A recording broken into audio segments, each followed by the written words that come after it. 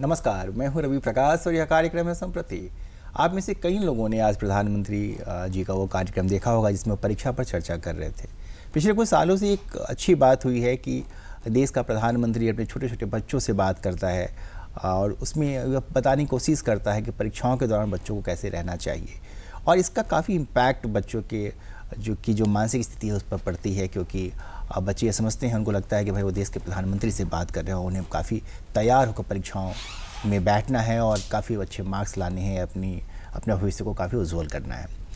तो और परीक्षाओं का मौसम भी है, तो आज के कार्यक्रम में बात करना चाहते हैं प्रधानमंत्री जी की परीक्षा पर चर्चा पर। इसके अलावा परीक्षा के दिनों में बच्चों के सामने जो चुनौतियाँ होती हैं उन पर भी, कि उनको दरअसल किन परेशानियों का सामना करना पड़ता है, कैसे वो क्या कर लें जिससे कि उनके ऊपर स्ट्रेस नहीं हो, वो तनाव में न रहें, और पेरेंट्स जो उनके हैं, उनके जो माँ बाप घर में उनके साथ रहते हैं, वो कैसे बच्चों के साथ सामंजस्य बिठाएं ताकि उनके बच्चों की जो परीक्षाएं हैं वो ठीक से हों। और इस विषय पर बात करने के लिए हमने दो खास मेहमानों को बुलाया है। स्वागत करते हैं डॉक्टर पीयूष बाला जी का, जो अंग्रेजी विभाग में हैं डॉक्टर श्यामा प्रसाद मुखर्जी विश्वविद्यालय में, और डॉक्टर नेहा सईद का, जो CIP में जो जाना माना संस्थान है इस देश का, वहाँ मनोचिकित्सक हैं। आप दोनों ही लोग हमारे कार्यक्रम में स्वागत है। मैम, क्या इम्पैक्ट पड़ता है, क्योंकि आप टीचर हैं, तो मैं आपसे ये सवाल लूँगा कि जब बच्चे प्रधानमंत्री जैसी शख्सियत से इंटरैक्ट करते हैं तो मेंटली कितना बूस्टअप होते होंगे? देखिए, एक देश का प्रधान से मिलना अपने आप में एक बात होती है, और ये बच्चों नहीं, हर एक का इच्छा होता है कि अगर प्रधानमंत्री हमसे पर्सनली अगर इंटरेक्ट कर रहे हैं तो एक बड़ी बात है। और उसमें एक बच्चे को लगता है कि मेरी पहचान बन रही है, आई एम बीइंग रिकॉग्नाइज्ड। बच्चे अपनी पहचान को इस्टेब्लिश कर पाते हैं, फिर वो उनको लगता है कि जब देश का प्रधानमंत्री हमको रिकॉग्नाइज कर रहा है इतने ब्रॉड लेवल पे, और हमारा प्रोग्राम जो हम उनसे सवाल कर रहे हैं या मन की बात हम उनसे कर रहे हैं और वो मेरा पूरे वर्ल्ड लेवल पे टेलीकास्ट हो रहा है, तो वो उसको अपने आप में एक सेल्फ मोटिवेशन तो हो ही जाता है, और एक लगता है कि आई कैन डू इट। उसको एक लगता है कि मैं अगर अपने देश के प्रधान के सामने मैं क्वेश्चन कर सकता हूँ तो मैं कहीं पे भी करके क्वेश्चन मैं आगे बढ़ सकता हूँ, आई कैन कम्पीट एनीवेयर। तो ये एक बहुत बड़ी चीज़ होती है, एक motivation is the best thing. और ये प्रोग्राम को एक चीज़ आप कह सकते हैं, जो उन्होंने कहा कि आज परीक्षा पे जो उनकी परिचर्चा थी, या जो भी उन्होंने जो एक सॉल्यूशन देना चाहा बच्चों को, तो उनमें सबसे अच्छी बात रहती है, या जो प्रधानमंत्री का होता है, वो दैट इज़ इंक्लूसिव अप्रोच होता है उनको, ऑल राउंड एवरीवन, जो भी है ऑल टुगेदर ऑल अराउंड। जो भी चीज़ है वो नेगेटिव बहुत सारी चीज़ें लोगों को दिखता होगा, लेकिन प्रधानमंत्री के मैटर में आप देखिए, उन्होंने जो भी चर्चा की, उन्होंने सब चीज़ को इंक्लूसिव बनाने की चर्चा की है। उन्होंने कहा कि उसको एक्सेप्ट कीजिए लाइफ में, and then try to find out the solution to it.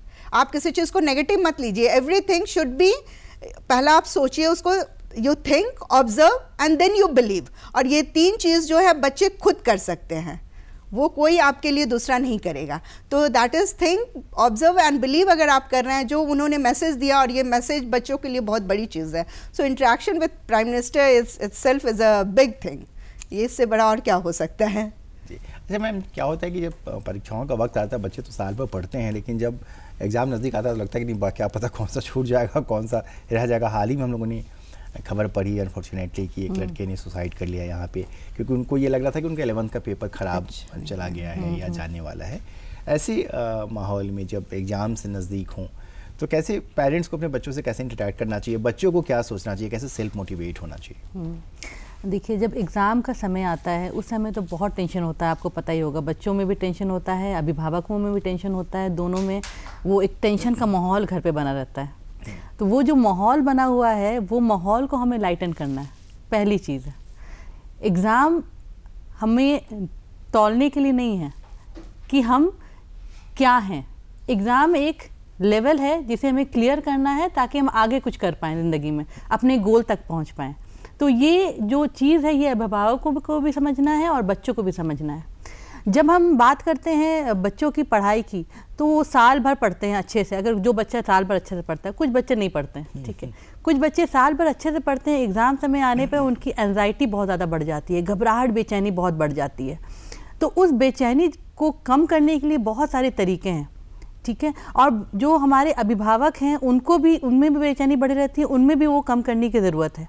जब ये दोनों लोग आपस में मिल के बातचीत करें पहली चीज़, और एक दूसरे को समझें, वहाँ हमें देखना है कि अभिभावक कितना समय देते हैं अपने बच्चों को, एग्ज़ाम के समय में कितना मोटिवेशन देते हैं, कितना उनके लिए केयर करते हैं और कितना उनको पढ़ने के लिए बोलते हैं। अगर बहुत ज़्यादा पढ़ने के लिए बोले, बार बार नैग करे, तो बच्चों में वो भी एक दिक्कत है।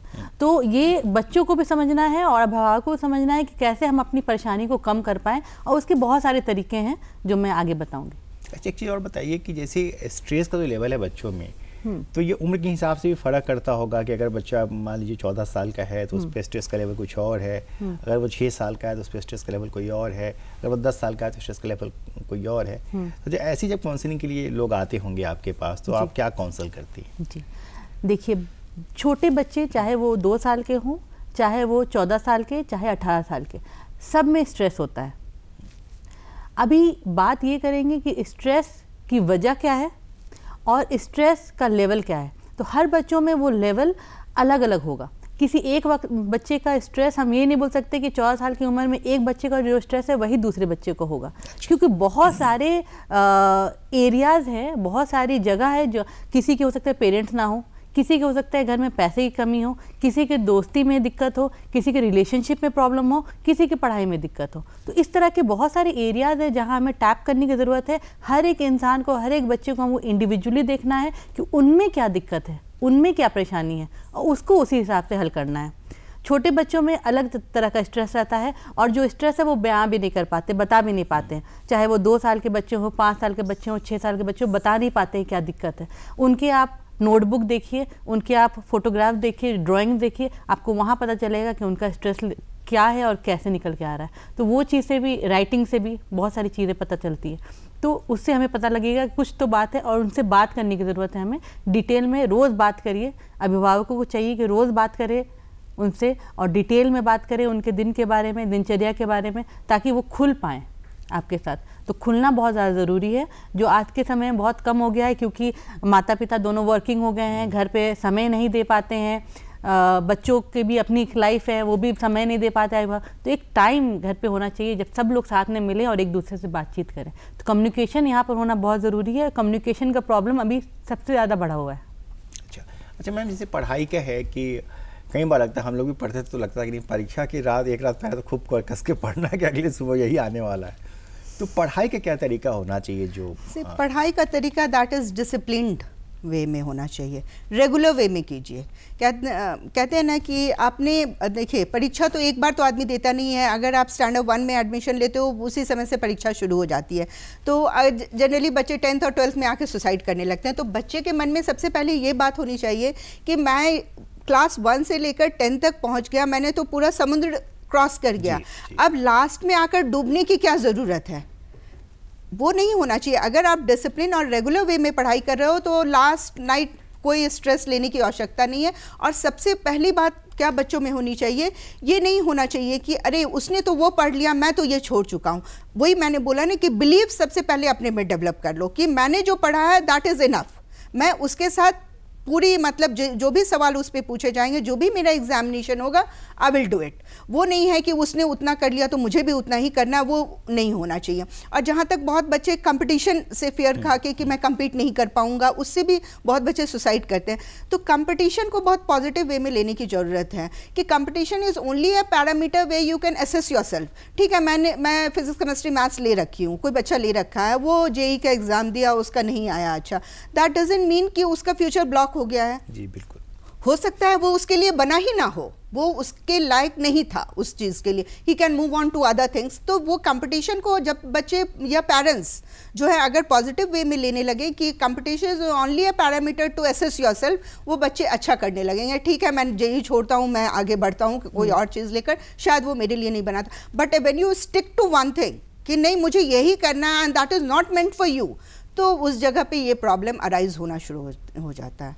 And discipline is the best thing, चाहे आप पर्सनल फिजिकल लाइफ में कर लीजिए या फिर वो स्टडी मैटर में, regularity and discipline is the best thing. एक चीज़ और है, जैसे कि जब आप लोग विश्वविद्यालय में पढ़ाती तब तो बच्चे पहले से उनका मूड मेकअप होता है, हम यही सब्जेक्ट पढ़ना है, ये हमारी एक्सपर्टीज ये होने वाली है। 12th तक के बच्चे हैं तो उनको कई सारे सब्जेक्ट्स पढ़ने होते हैं, कॉम्बिनेशन ऑफ सब्जेक्ट्स होता है। तो सब्जेक्ट का फोबिया भी होता है बच्चों में कि नहीं ये वाला मैथ्स तो बाप रे बस मेरा गड़बड़ हो जाएगा, फिजिक्स तो ठीक था, बायोलॉजी ठीक था। ऐसी चीज़ों को हैंडल करने के लिए आप लोग क्या सजेस्ट करते हैं? सबसे अच्छा तो अभी आपको एनईपी पे ध्यान, यही तो चीज़ हुआ ना जो उन्होंने इम्प्लीमेंट किया है कि इंटरडिसिप्लिनरी हो जाना चाहिए। अब ज़रूरी नहीं है कि आपको फिजिक्स केमिस्ट्री मैथ्स ही लेना है, you can take physics chemistry आपके अच्छे हैं, आप इकोनॉमिक्स ले लो भाई, उसके साथ कोई दिक्कत। तो that is the best thing जो मॉडिफिकेशन हुआ है। और एक चीज़ बहुत अच्छी चीज़ जो मैसेज आई है इससे कि आप 20th सेंचुरी के चीज़ों को लेकर 21st सेंचुरी को नहीं चल सकते हो, you will have to bring change, और चेंज को अडॉप्ट करना is the best positive sign of development and growth. अगर वो, और एजुकेशन में तो ये मस्ट है। और आप सोच रहे हो कि वो क्यों बहुत क्रिटिसिज्म हुआ है न्यू एजुकेशन पॉलिसी पे, जो ना न्यू तो नहीं कहेंगे, नेशनल एजुकेशन पॉलिसी ज़्यादा बेटर लगेगा उसको कहने में। तो वो जो पॉलिसी लाया गया है इसीलिए लाया गया है कि बच्चे एक जगह पे स्टिक ना हो जाए, they can assess their potential कि मैं इस फील्ड में कर सकता हूँ, इसलिए चलो मैथ्स छोड़ो, मैं इकोनॉमिक्स लेके आगे बढ़ जाता हूँ, मैं मैथ्स ले लिया नहीं कर पा रहा है, बायोलॉजी ले लेता हूँ, that will be better for me. और वो चीज़ होनी चाहिए दैट इज़ स्किल बेस्ड। और स्किल पे भी ज़्यादा एम्फेसिस इसलिए दिया गया है कि हर बच्चे को अपने स्किल भी असेस करने का तरीका स्कूल लेवल से हो जाता है कि what is your skill, what is your potential. जब तक आप अपने पोटेंशियल को असेस नहीं कर पाएंगे, पेरेंट्स को भी बहुत ज़रूरी है अपने बच्चे को पोटेंशियल असेस कीजिए कि वो किस में एक्सेल कर सकता है, रादर देन कंसंट्रेटिंग कि नहीं नीट ही तुमको देना है, जेईई देना है और यही देना है, ये स्टॉप होना चाहिए। ये तो बड़ा स्ट्रेस का, जैसे बच्चा आता है 10th में उसके ऊपर ये हो जाता है पेरेंट्स का कि भैया कि बायोलॉजी लोगे कि मैथ्स लोगे, तुम क्या लोगे, ये हो जाता है। और संतुष्टि नहीं होती कि भाई अगर आपने नेटिव में गया तो नहीं। और एक माइंडसेट लोगों का हो गया है कि नहीं साइंस नहीं पढ़ेगा तो वो कमजोर स्ट्रीम का बच्चा, उसका मेंटल लेवल जो है वो अच्छा नहीं है, ये आईक्यू अच्छी नहीं है उसकी। ये एक हमारे समाज में हम लोगों ने एक तरह से एक धारणा बना लिया है और इसी को लेकर अभी तक हम लोग चल रहे हैं। और शायद नेशनल एजुकेशन पॉलिसी जो इम्प्लीमेंट हो जाएगा 2022 में, तो इससे बहुत सारी चीज़ें चेंज होगी, मतलब we are looking forward to it. चलिए मैम, ये बताइए कि जैसे कई बार तो हम लोग बच्चे आते हैं कि भाई ये वाली दिक्कत हो रही है पापा, तो आदमी बताता है कि नहीं तुमको ये करना है। कई बार तो बच्चे मतलब कह नहीं पाते उनके मन में क्या होता है। तो इस दौरान आप लोग क्या समझती हैं कि बच्चों के मन में क्या क्या बातें आती हैं, और क्या वो लोग सच में काउंसलर के पास जाते हैं, उनको वो अपने फादर मदर से कहते हैं इन चीज़ों को, क्या काउंसलिंग ली जाती है, कैसे होता है सर? देखिए, जब एग्ज़ाम की बात अगर हम करें तो एग्ज़ाम में बच्चों का बहुत सारा एरियाज़ है, जैसे कि आपने मैडम से पूछे थे क्या तरीके हैं, ठीक है, पढ़ने के क्या तरीके होते हैं, ठीक है, तो उसके हिसाब से पढ़ने के तरीके साल भर पढ़ना है, रेगुलर पढ़ना है, वो तो एक चीज़ है। जो साइकोलॉजिकली बेस्ड जो चीज़ है जो मैं बताना चाहूँगी वो ये है कि अटेंशन का जो पावर है किसी बच्चे में, वो आपका 20 से 25 मिनट, आप बोलते हैं ना 3 घंटे पढ़ लिए, लगातार 25 मिनट तक पढ़ सकते हैं, लगातार 25 मिनट तक पढ़ सकते हैं। 25 मिनट के बाद ना आपका अटेंशन नहीं रहेगा किसी भी चीज़ में, चाहे वो पढ़ाई में हो, चाहे वो खेलकूद में हो, ठीक है, वो अटेंशन की कमी हो जाती है। तो हमें क्या होता है उस समय 5 मिनट का ब्रेक, वो बहुत ज़रूरी है, ठीक है। अभी बच्चे काउंसलिंग के लिए जब अब हमारे पास आते हैं तो वो बहुत ही अलग स्टेट में आते हैं, पढ़ाई की दिक्कत हो गई, ठीक है, घर पे बातचीत नहीं कर रहा है बच्चा, तो पेरेंट्स लेके नहीं आते हमारे पास उनको। पेरेंट्स कब लेके आएंगे? बच्चे ने खाना बंद कर लिया, बच्चे ने घूमना बंद कर लिया, बच्चा स्कूल जाना से मना कर रहा है, एकदम जाता ही नहीं है, घर पे एकदम तबाही मचा दिया, तोड़ फोड़ मचा दिया, तब लेके आते पेरेंट्स हमारे पास। पेरेंट्स आइडेंटिफाई ही नहीं कर पाते कि बच्चे में क्या दिक्कत है। तो ये कब होता है? जब बहुत ज़्यादा बढ़ जाता है, तब दिक्कत बहुत ज़्यादा बढ़ जाती है, तब वो हमारे पास आते हैं। जब छोटी छोटी दिक्कतों में अगर वो हमारे पास आएंगे तो जल्दी सॉल्व आउट हो जाएगा, वो बढ़ेगा नहीं। लेकिन वो बढ़ने का कारण यही है कि कम्युनिकेशन, जो मैंने बोला, बातचीत की कमी, वो बातचीत होना बहुत ज़रूरी है और रेगुलर बेसिस में होना है। जैसे रेगुलर पढ़ाई होती है, रेगुलर खेलकूद होता है, रेगुलर बातचीत हो घर पे, एक दूसरे से बातचीत हो, जनरल बात, जैसे हम लोग बैठ के बातचीत कर रहे हैं उसी तरह से शाम के समय चाय पे बैठ गए सब लोग, मोबाइल, टीवी और न्यूज़पेपर, बुक्स, ये सब डिस्ट्रैक्शंस है, तो इनके बिना बैठे सब लोग क्या करते हैं, बच्चे मोबाइल लेके बैठ जाएंगे, पापा मम्मी भी ऐसे ऐसे करेंगे, हाँ बेटा बताओ क्या हुआ, ऐसे बातचीत होती है आजकल का जो दौर है। तो उसमें हो रहा है कि कम्युनिकेशन बहुत प्रॉब्लम है, 1 to 1 बात ही नहीं हो रही है। जो भी दिक्कत परेशानी है, हाँ मुझे ना पेंसिल कम हो गई, रबर कम हो गया, तो बुक्स कम हो गए, तो हाँ बेटा वो खरीद लेंगे, इतनी बात हुई।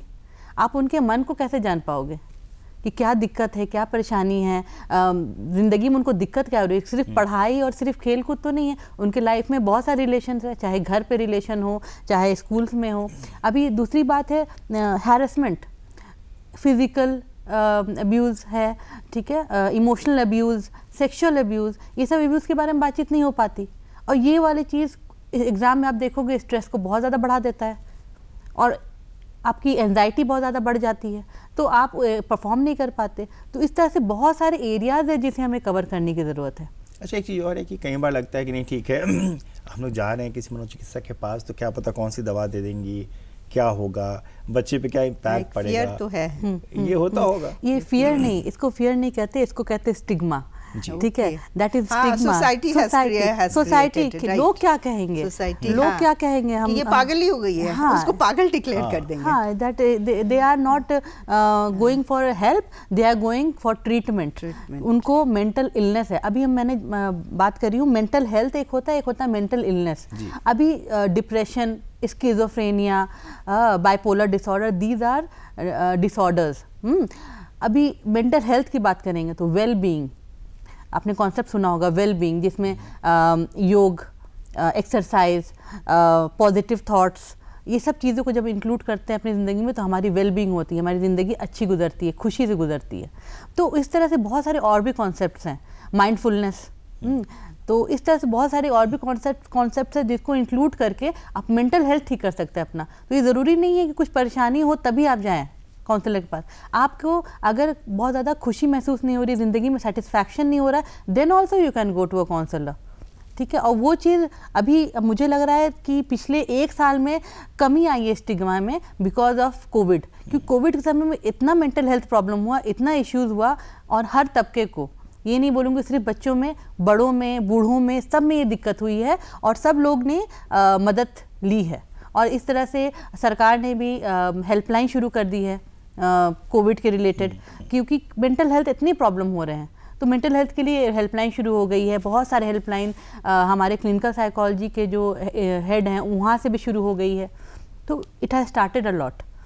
तो ये चीज़ है, ये चेंज हुआ है। हाँ, अच्छा मैम, जैसे कि घर में तो कई घरों में 2-2, 3-3 बच्चे हैं जिनका अपना अपना अलग अलग क्लास है और सबका एग्ज़ाम एक ही वक्त में आ जाता है, कुछ का तो कोरिलेट भी करता है कि आज तुम्हारा भी मेरा पेपर है। तो ऐसे में बच्चों को कैसे पढ़ाई करनी चाहिए और पेरेंट्स को क्या ध्यान रखना चाहिए ताकि अगर 2-3 बच्चे एक साथ रह रहे हैं तो उनकी पढ़ाई भी अच्छे तरीके से हो पाए। इसमें तो जैसे एक आप माहौल बनाने की ज़रूरत है। ओके, आप टाइम फ्रेम कर लो कि ये आपका स्टडी आवर है, ये स्टडी आवर है, आपको पढ़ना है इस वक्त। मतलब बच्चा जितना भी खैर जिद करे कि नहीं थोड़ा सा मैं ये कार्टून देख लूँ, थोड़ा सा मैं वो प्रोग्राम देख लूँ, नो यू फिक्स। मतलब वही मैंने बोला ना कि एक डिसिप्लिन अगर लाइफ आप बना लेते हो तो फिर एक आपकी एक पंचुअलिटी हो जाएगी कि नहीं 5 बजे मुझे बैठ जाना है। आप देखते हो कि पहले जब इलेक्ट्रिसिटी वगैरह नहीं थी तो शाम को मम्मी लोग लालटेन जला दिया करती थी और सारे बच्चे जो है बैठ जाते थे कि अपना पढ़ने का टाइम है, वो अब हमको पढ़ना है, ये चीज़ है। और जहाँ तक एक चीज़ और मैं बात बोलूँगी कि देखिए कोरोना पीरियड में ऑनलाइन ऑफलाइन दोनों, मतलब ये ऑनलाइन ज़्यादा क्लासेस में, और ज़्यादातर इस पर बात हुई है कि डिस्ट्रैक्शन की बात होती है ना। मोबाइल इज समथिंग मतलब डिवाइस ऑफ डिस्ट्रैक्शन कह सकते हैं, but I don't agree to it. मैं पर्सनली नहीं एग्री करूंगी क्योंकि now the world is open before you, पूरी दुनिया आपके सामने अब है। आप उससे क्या लेना चाह रहे हो वो मायने रखता है, वो मायने रखता है कि आप क्या लेना चाह रहे हो। कि द होल ये है कि ऑनलाइन चीज़ें जो है वो आपको पाने के लिए है, लेकिन ऑफलाइन चीज़ें हैं जो आप इम्प्लीमेंट करते हो, you bring it into practice. तो वो दो चीज़ें डिफरेंट है। इसलिए पूरा कह देना कि mobile is something that is distracting the students और any person, that is not, मतलब मैं इसको नहीं एक्सेप्ट करने के लिए मैं नहीं तैयार हूँ इस चीज़ों को। और दूसरी बात है, मैंने देखा है कि बच्चों को कि वो ऑनलाइन देखकर बहुत सारी चीज़ें वो सवाल पूछते हैं। जब हम लोग जाते हैं क्लास में, दे डू आस्क कि मैम ये चीज़ मैंने पढ़ा है, ये चीज़ मैंने गूगल सर्च किया तो मैंने ये देखा, व्हाट इज़, आप उसको जैसे ऑफलाइन क्लासेस में फिर आपको रिलेट करना पड़ता है वो चीज़ें। तो इसलिए बच्चे को है कि not there is only not one person that you can rely on. उनके इन्फॉर्मेशन जैसे मैं क्लासरूम में पढ़ा दी तो आप जरूरी नहीं है कि मेरे इन्फॉर्मेशन पे आप एकदम ही साइलेंट होकर उसको एक्सेप्ट कर लो। नाउ द उनके पास और सारा एरियाज़ है, रिसोर्सेज हैं, सोर्सेज हैं जहाँ से वो अपना इंफॉर्मेशन और कलेक्ट करके और एनरिच कर लेते हैं वो चीज़ों को। तो इसलिए social media is not something that is distracting. Now the other point is कि ये पेरेंट्स को अब ध्यान थोड़ा रखना होगा कि पेरेंट्स जो है ना कम्प्लीटली अपनी ज़िंदगी जीना शुरू कर देते हैं। No, the relationship is something कि हर कोई को एक दूसरे के बारे में सोचने की ज़रूरत होनी चाहिए परिवार में। तो जब आप एक दूसरे के बारे में सोचना शुरू कर देते हो तो you start living into their life, आप उसके लाइफ में अंदर जाना शुरू कर देते हो, उस सामने वाले को समझना आप शुरू कर देते हो। तो उस समय सिचुएशन क्या हो जाता है, पॉजिटिव सिचुएशन हो जाता है कि आपको बच्चे को आप समझने लगते हैं कि whether your child is moving towards a right path और अ रॉन्ग पाथ, तो वो है पॉजिटिवली आप उसको बैक अर्ली स्टेज में आप उसको फाइंड आउट कर सकते हो कि वो बैठ के कि रीडिंग कर रहा है रिसोर्सेज को या रील्स देख रहा है। तो that is what you need to find out. ये पेरेंट्स को वो चीज़ है, हर बच्चे का देखिए एक लेवल तो है नहीं, तो यू कैन नॉट। और दूसरी बात है कि पेरेंट्स को वो कंपैरिजन वाले भी जो टेम्परामेंट है वो खत्म कर देनी चाहिए। यू डोंट कंपेयर कि तुम्हारा भाई ने तो इतना मार्क्स लाया, तुम क्यों नहीं ला रही है, तुम्हारी बहन ने ये किया। नो, यू नीड, वही मैं बार बार कहती हूँ कि आप पोटेंशियल बच्चे को देख लीजिए, हो सकता है उसकी ज़्यादा स्किल्स, उसकी ज़्यादा इंटरेस्ट जो स्पोर्ट्स में हो, पेंटिंग में हो, let the child excel in that area rather than fixing it to the classroom teaching and the regular teaching mode. वो चीज़ है। और दूसरी बात है कि टीचर को भी जो है एक फ्रेंडली एटमोसफेयर बनाना चाहिए क्लासरूम में। ये नहीं है कि आप किसी को सेलेक्ट कर दो और बोलो कि वो ही और she is a back bencher, बोलो को छोड़ दो, वो कुछ भी कर रहे हैं, don't pay attention to them. ये वो नहीं होनी चाहिए कि बोलते हैं ना कि एजुकेशन या डेवलपमेंट जब तक लास्ट तक ना पहुंचे तब तक आप डेवलप नहीं हो। तो दैट इज़ व्हाट कि वो लास्ट जो बैक बेंचर है वो भी जाने की टीचर का काम है, उसको भी आप रिकॉग्नाइज करो कि उसके पोटेंशियल क्या है, उसको हम कैसे मूव ऑन कर सकते हैं उसके साथ, उसको कैसे मतलब एक इंक्लूसिव एटमॉस्फेयर देकर उसको एक राइट पाथ में ले जाएं जो उसको करने की इच्छा हो। और बहुत सारे बच्चे बहुत इजीली डिस्ट्रैक्ट होते हैं, तो वो तो बहुत ध्यान देने की चीज़ है। ये basically you need to pay attention to it. अच्छा, और मैम ये बताइए कि जैसे जो समस्याएं हैं मनोवैज्ञानिक, तो क्या लड़कियों में अलग तरीके की हैं, लड़कों में अलग तरीके की हैं? एक ही उम्र के अगर की फीमेल अगर आती हैं आपके पास या मेल्स आते हैं तो उन दोनों के बीच का क्या कुछ फ़र्क होता है? कैसे क्या अगर है होता है तो क्या फ़र्क है? देखिए, बच्चियों में और लड़कों में दोनों में आप देखोगे ना कि डिप्रेशन जो हम कहते हैं तो लड़कियों में और लड़कों में सिमिलर वे ऑफ डिप्रेशन होता है। अच्छा। ठीक है, बट जब सुसाइडल एक्टिविटी की हम लोग बात करेंगे तो अटेम्प्टेड सुसाइड जो रहता है, ठीक है, that is in the females वो कम रहते हैं। अच्छा। और जो हमारे मेल्स में हैं वो कंप्लीटेड सुसाइड ज़्यादा रहते हैं। तो आप देखोगे कि अटेम्प्टेड सुसाइड दोनों में आप देखोगे, लेकिन कंप्लीटेड सुसाइड मेल्स में ज़्यादा रहते हैं, ज़्यादा उनमें सुसाइड कंप्लीट हो पाता है। बाकी लोग अटेम्प्ट ज़्यादा करते हैं लेकिन सुसाइड ज़्यादा मेल्स करते हैं।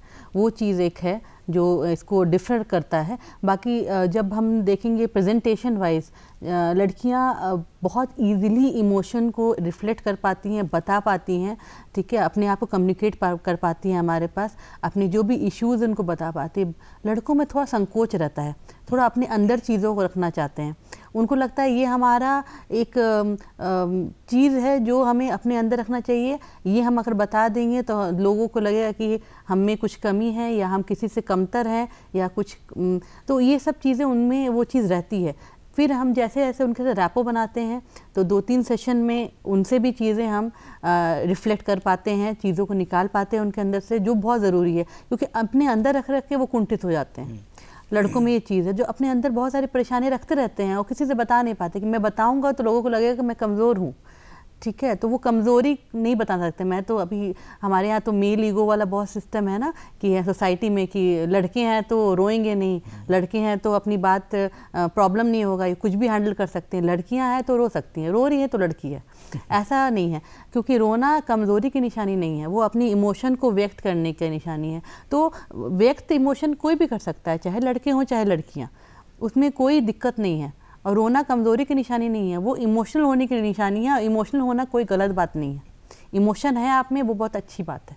चाहे आप रोए हंसे तो आपके अंदर से कम चीज़ें निकल तो रही हैं, तो आपके अंदर जब वो चीज़ें रहेंगी तो आप क्या होगा कि आपको बहुत दिक्कत होगी। तो हमेशा हमारा पहला जो स्टेप रहता है कि लोगों के साथ रैपो इस्टेब्लिश करना, उनको कंफर्टेबल करना हमारे पास, और वो अपनी बातें हमारे पास रख सकें बिना हिचकिचाए कि उनकी बातें हमसे कहीं और जाएगी, बिकॉज कॉन्फिडेंशियलिटी एक बहुत बड़ी चीज़ होती है हमारे प्रोफेशन में। तो वो चीज़ वो आराम से बता पाते हैं, धीरे धीरे करके अपनी बातों को रख पाते हैं। और देखिएगा जब हम उनकी बातें सुनते हैं ना, तो लिसनिंग जो एक टेक्निक है हमारे साइकोलॉजी में, लिसनिंग, जस्ट बैठ के सुन रहे हैं, और उससे क्या होता है कि उनकी आधी प्रॉब्लम आपके बहुत सारे पेशेंट में कम हो जाती हैं, क्योंकि उनको सुनने वाला नहीं है, कोई बताने वाले नहीं है, वो बोल नहीं पाते अपनी चीज़ों को सामने, चाहे उनमें कोई दिक्कत है बोल नहीं पा रहे या सामने वाले में दिक्कत है सुनना नहीं चाहते। तो ऐसे बहुत सारे इश्यूज होते हैं। तो मतलब इमोशंस को रोकना नहीं चाहिए, अगर आप रोकना चाहते हैं तो रोइए, हंसना चाहता हूं। जी जी।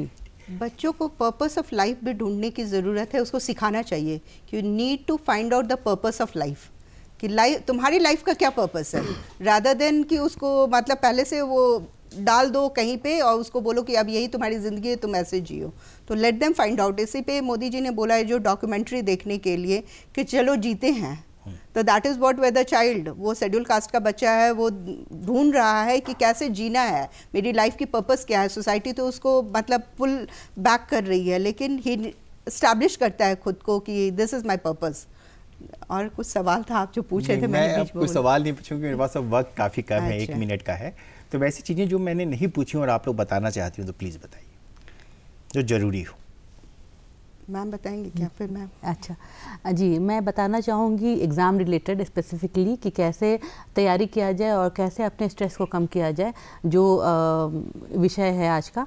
इसमें पहली चीज़ जो रेगुलरिटी बताई गई, रेगुलर हम लोग को पढ़ाई करनी है, कम से कम 1 घंटा ही करें लेकिन पढ़ाई करें, और उस 1 घंटे को पूरा समय दें पढ़ाई में। उस 1 घंटे में अपने आप को डेविएट न करें यहाँ वहाँ, सिर्फ पढ़ाई पर ध्यान दें, चाहे किसी भी सोर्स से कर रहे हो।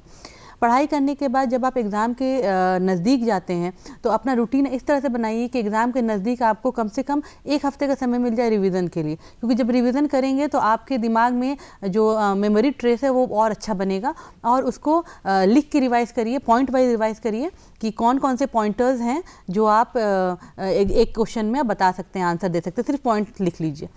नेक्स्ट इज़ थोड़ा सा अपने आप को रिलैक्स करना है। उस समय भी एग्ज़ाम से पहले रात भर जागना नहीं है। सोने से आपकी जो मेमोरी ट्रेस है वो और अच्छी होती है। तो एग्ज़ाम से जस्ट 1 दिन पहले अच्छी नींद लें, अच्छा खाना खाएं और भूखे पेट ना रहें और अच्छे से पानी पिएं।